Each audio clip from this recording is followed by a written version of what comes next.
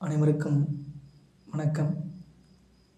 நேற்று ஒரு காணொளி தவிர்க்க முடியாத காரணங்களால் வெளியாக முடியவில்லை. ஆழ்ந்த மிகுந்த வருத்தத்தை தெரிவித்துக் கொள்கிறேன். அதற்கான காணொளி இன்றும் சேர்த்து வெளியாகிறது. அமெரிக்க தொழிற்சங்க தலைவர் சாமுவேல் கோம்பர்ஸ், அமெரிக்காவின் முக்கிய தொழிற்சங்க தலைவர் சாமுவேல் கோம்பர்ஸ் பிறந்த தினம் இன்று ஜனவரி 27. நெதர்லாந்து யூத தம்பதியின் மகனாக லண்டனில் பிறந்தவர். 1850ஆம் ஆண்டில் குடும்ப வறுமை காரணமாக 10 வயதில் பள்ளி படிப்பை நிறுத்திவிட்டு சுருட்டு தயாரிப்பவரிடம் எடுபிடி வேலைக்கு சேர்ந்தார். பின்னர் இரவு பள்ளியில் சேர்ந்து படித்தார். 1863இல் குடும்பம் அமெரிக்காவில் குடியேறியது. இவரது உதவியுடன் வீட்டில் சுருட்டு தயாரித்தார். தந்தை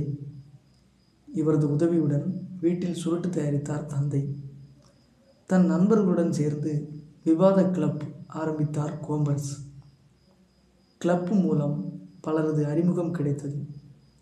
பின்னாளில் அவர் மேடை பேச்சாளராக மாறுவதற்கான பயிற்சி களமாகவும் இது அமைந்தது.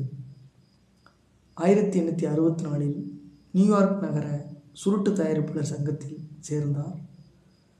தொழிலாளர் நலனுக்காக குரல் கொடுத்தார்.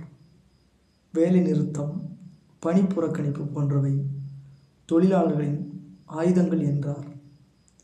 சர்வதேச தொழிலாளர் அமைப்பின் முன்னாள் செயலர் கார்ல் லாரலை வழிகாட்டியாக ஏற்றார். 1875இல் cigar makers international union local 144 அப்படின்ற ஒரு அமைப்போட தலைவராக மாறினார். மற்ற தொழிற்சங்கங்கள் போல இதுவும் 1877இல் கடும் நிதி நெருக்கடியை சந்தித்தது.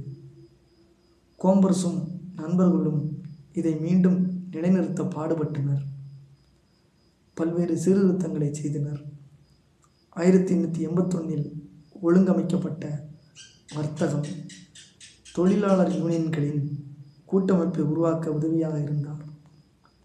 1886இல் அமெரிக்க தொழிலாளர் கூட்டமைப்பாக AFL இது மறு உருவாக்கம் செய்யப்பட்டது. அதன் தலைவராக நியமிக்கப்பட்டார். இறுதி வரை அதன் தலைவராக பணியாற்றினார். இந்த கூட்டமைப்பு மெல்ல மெல்ல வலுப்பெற்றது. தொழிலாளர்களுக்கு நிலையான நியாயமான ஊதியம் கிடைக்கவும் அவர்களது வாழ்க்கை தரம் மேம்படவும் பாடுபட்டார். உள்ளூர் மக்களின் வருமானம் பாதிக்கப்பட்டதாலும் அந்நிய கலாச்சாரம் பரவியதாலும் வெளிநாட்டினர் குடியேற்றத்தை எதிர்த்தார். தொழிலாளர் நலனுக்கான சட்டங்களை கொண்டு வரச் செய்ததோடு அவை அமலுக்கு வருவதையும் உறுதி செய்தார்.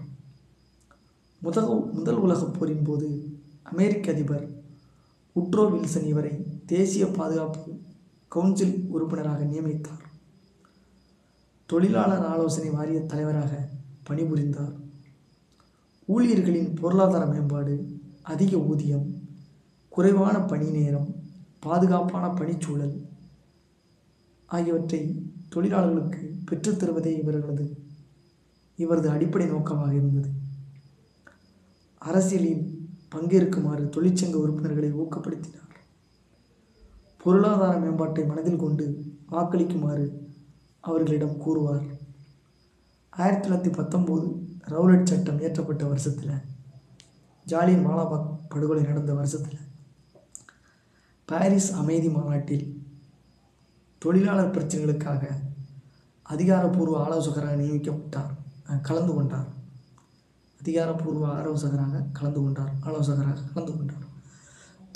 ஆலோசகராக கலந்து கொண்டார். சமூகத்தின் அனைத்து மக்களுக்கும் இயற்கை வளங்கள், இயற்கை வாய்ப்புகள் சமமானவை என்ற பொருளாதார தத்துவத்தை கொண்டிருந்த சாமுவேல் கோம்பர்ஸ் டிசம்பர் 13, 1924ஆம் ஆண்டு 74ஆம் வயதில் மறைந்தார். மாபெரும் ஒரு முக்கியமான ஆளுமை.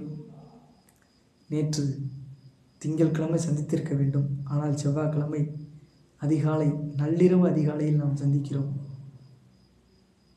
நன்றி, வணக்கம்.